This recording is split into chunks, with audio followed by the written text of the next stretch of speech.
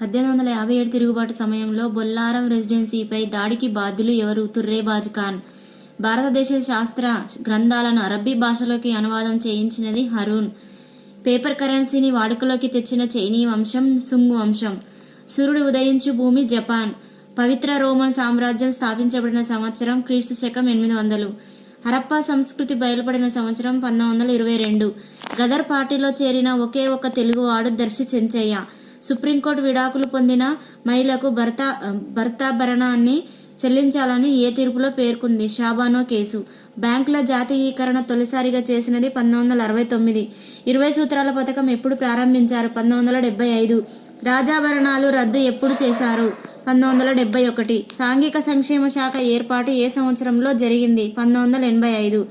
Asia రాజ్యాల మొదటి మహాసభ జరిగిన నగరం ఏది? ఢిల్లీ. సార్క్ ఆవిర్భావం ఎక్కడ జరిగింది? ఢాకా.